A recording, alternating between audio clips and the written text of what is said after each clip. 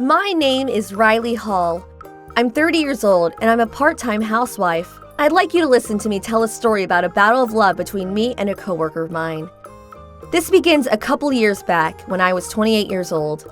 Back then, I just graduated from a decently high-level college and got myself a job at a famous conglomerate. I was always keen on having a career, so I was pretty focused on my everyday work. And I had someone who was always a thorn in my side. I went to a party with some colleagues from Doors Beyond Inc., and I found a hot guy. You also gotta focus on your love life too, Riley dear. You're almost 30 too. That's true, I guess. Her name is Abigail Erza. She's my colleague, but as a person, she's on the opposite side of the spectrum. She was more keen on finding a husband and leaving her job happily ever after. She was thus always absorbed in how she looked as a woman. She would go to salons that famous television stars would go to beauty parlors, nail artists. It chilled me to the marrow just thinking about how much she might be spending on her body. But it seemed to pay off because although she was my age, near 30, she looked far younger than the rest of us. Obviously, her popularity among the male employees of the company was quite something. Truth be told though, you'd think they would find her incompatible and begin to lose interest in each other. She's also one-upped me about love often, and I'm honestly really fed up with it. Well, at least it's about love and not about something more suspicious. But the one thing that I can't stand is, it must be so hard to be working here while taking care of your sick mother. To be honest, your situation is so dark and heavy, so I can see why guys don't, She started to speak about Mom. The trouble being, she's absolutely right. While I was in college, Mom's health took a turn for the worse, and her body became unable to work for long periods of time. She worked her hardest to raise me well as a single mother, and she even got me into college, so I suppose it was something that was bound to happen. So, as a form of genuine thanksgiving, I'm living with her and taking care of her. I say caring for her, when really she isn't exactly bedridden. She just gets tired easily, or she catches a cold quickly, but there's no impediments to her everyday life. Well, it's alright, I think that's just normal life. Really? But that doesn't leave any free time for you to get beautiful, does it? No go to salons and beauty parlors, no go on body maintenance while you're young. You'll be quite the grandmother when you become of age. It's true, I don't spend a lot of money on myself. I'm not gonna let Mom's medicine bill be zilch, and Mom has trouble providing for herself at the moment, so I give her the financial support she also needs. To be honest, our family budget is a little tight, but our lives are nowhere near anything hard. But using that fact as leverage to one-up me about getting more beautiful doesn't sit well with me. I don't want any of that bullshit. If only she would leave me alone. Then I received this message from Abigail. Hey, listen, have I the best news for you? What is it? Is it about work? No, silly. Want to hear about it? It's not about work, so I don't really care if you tell me or not. Oh, but you're curious, aren't you? Here it is, I have a boyfriend. Oh, that's nice. Congrats. Want to know what kind of guy he is? I told you, I don't care if you tell me or not. Don't get too surprised. Here it is. He's an employee for Doors Beyond Inc. Ah, I remember you telling me about going to a party with some of those folks. Plus, he has loads of potential, and is a key employee in the company. Now that calls for congratulations. Frankly, I really was happy for her. The main reason being, it would now be free from all her one-upping. But Mrs. Nosy Rosie, better known as Abigail Erza, didn't stop there. A few days later, she invited me to eat together. She wanted to introduce her new boyfriend and brag about him, no doubt. No matter how many times I declined, she would say, "It's all right, it's his treat." She wore me down and I wound up going. Nice to meet you. I'm Matthew.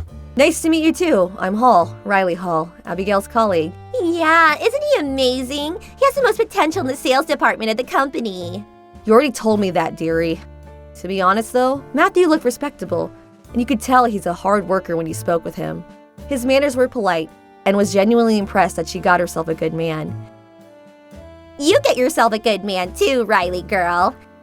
Actually, that could be hard, what with your situation back at home. If only she wouldn't say that. In the end, it was 2 hours of her relentless bragging about her boyfriend, and of her one-upping me again and again. But seriously, you sure can hold a smile on your face when your girlfriend's acting this way. Jeez. Well, perhaps they were made for each other. If I were in his shoes, I'd definitely abandon a girl like this. If they would just show a little more maturity and tolerance, it would be worth the effort. But the fact remains, I would be pretty annoyed in any case. After we separated, for the first time in a while, I felt like drinking a little more. I called Mom, saying I was coming home late, and decided to go to shop bar I occasionally visit, as I was quietly enjoying my drinks. Hold on, is that you, Riley? Oh, Keegan, long time no see. I unexpectedly found my college classmate there. The conversation about old times just flowered naturally. Thanks for last night. Thanks to you, I had a lot of fun. I was annoyed too, so it was great for me to let out steam too. But seriously, isn't it strange? What is? Back when we were in college, we only talked a couple times in the seminar we were both attending, but we meet years later and the talk is sparkling. That's true, it is a bit strange. Maybe we both grew up into adults. I couldn't say for myself, but maybe we did. And I got something to ask you. Would you be willing to meet again? Are you asking me out? Yeah, I am. Truly, though, it is up to you. I didn't think he would actually agree with my little joke. I was surprised. As Abigail always said, I was always busy with work and with taking care of Mom. When was the last I ever had love? It seems so long ago. It seemed so with Keegan too. It had been too long since I talked with a guy in private, so when I left last night, I was in very high spirits.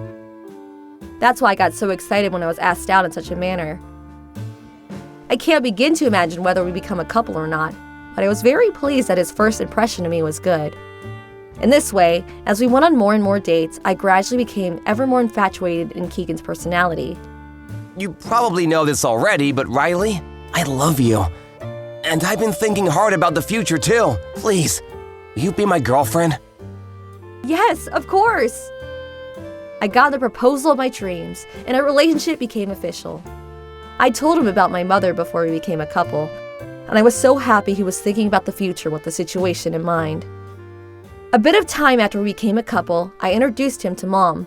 He would kindly accompany us to the hospital, and he would talk with Mom well, and she would say, "Don't you let your fine young man slip through your fingers," pretty much every day. Personally, I'm also thinking daily that I got myself a good guy. I was legitimately starting to think about marrying Keegan. A few months after we became a couple, I told my colleagues and co-employees about him. He is good-looking and his personality is awesome. So many of them became envious, and I'd never experienced something like this before, so I was honestly really happy. But there would be one woman who wouldn't put on a pleasant face. Of course, that would be Abigail. Where does your boyfriend work again, Riley dear? Huh, I never heard of the place. By the way, my own boyfriend is a hope in sales in Doors Beyond Inc. Well, I didn't choose him because of his job. I've said this many times before, but you've mentioned the same fact too often. Does this woman have some kind of disease that would kill her unless she had to one-up over people? But I was not putting up with her bullshit for nothing. You hurry along and get married to that wonderful gentleman and rank up well, Abigail. I was gonna do that. No need to tell me. She would just disappear when I randomly complimented her like this. I'm so grateful that handling people who only want themselves to live well is easy. And now, it's 2 years after I became a couple with Keegan. I turned 30 and I was becoming of good age. One day, he took me to a nice restaurant, a rare occasion. Maybe he would. So I'm pretty sure you've noticed already. And he produced the most magnificent ring with those words. Riley Hall, will you marry me? My answer was clear. Yes, I gladly will. Really? Huzzah! Riley Hall about to become my wife. I'm the happiest man in the world. I promise I'll make you as happy as can be, Riley. I promise to make you as happy as can be too. And that's how I happily became Keegan's fiancé. My mother cried tears of joy and gave us her blessing. I also informed my colleagues of my engagement. Congratulations! They all kindly congratulated me, and the joy I felt was unlike anything I'd ever experienced before. But there was one person who didn't celebrate my happiness. I'm sure you can guess who that is. Hey, is it true you're getting married? News travels fast. We're already planning the ceremony. Really? That's strange. I thought you wouldn't score during the marriage years. For real? Well, I'm sure I'm going to be engaged soon, too. Matthew, was it? Are you still together with him? I mean, duh.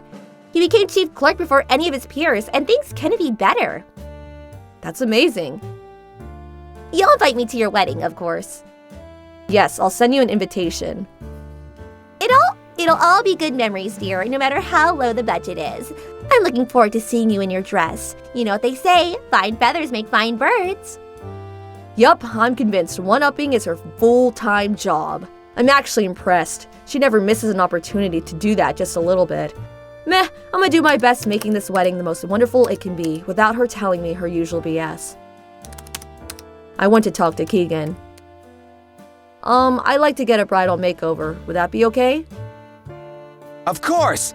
This is a once-in-a-lifetime core memory after all. We're gonna do everything you want to do. And also, we gotta make the ceremony special. Something wonderful you can only experience once in your life. You're being too bold, honey. Thanks, though. Thankfully, he was fully supportive of my ideas. And 6 months later, we held the wedding for which we'd both been waiting anxiously. The face Abigail made when she saw the place for the wedding was absolutely priceless. What the hell is this? Her jaw literally hit the floor and never climbed back up to where it belonged. As it should be, to be honest. The place we chose for the banquet was in the ballroom of a top first-class hotel. Most of the food and alcohol were pieces of extravagance, and among those who attended were CEOs, entrepreneurs, and other high-rank individuals. The makeovers, every performance, everything at the wedding ceremony cost a fair amount, but it was glorious. The banquet later finished, and we moved to Where'd We Go for round 2. This occasion was also an expensive restaurant, fully booked, and it was just as spectacular as the banquet. My colleagues would say, "I have never been to a wedding this extravagant before." Miss Hall, you look stunning! They absolutely adored it all, and sure enough, Abigail donned the head of Medusa as she came over. Mind explaining to me about all this? All things great and small must have cost a good deal. Are you trying to glorify your wedding to the point of bankruptcy? No, I'm not, silly. This ceremony was made according to her status. Right, Keegan, honey? How embarrassing. Actually, 6 months after we became a couple, Keegan quit his job and became independent. He started a business in app engineering. I knew about his plans to do so even before we became a couple, and I cheered him on, in full support. Of course, he was financially tight as his company was in its infancy without many results yet, and that's where I'd help him out. But that was after carefully considering the future. And above all, I believed in him. I'm sorry, Riley. I promise to make this business a success and thank you properly. I want to ask for your support and for your patience. Of course, I'm rooting for you. Later, saying that his business was a big success is an understatement. The app he manufactured was a huge hit, and now companies across the country are using it. Recently, he released a variation for personal use, and these last 2 years, he's made money that really matches that performance.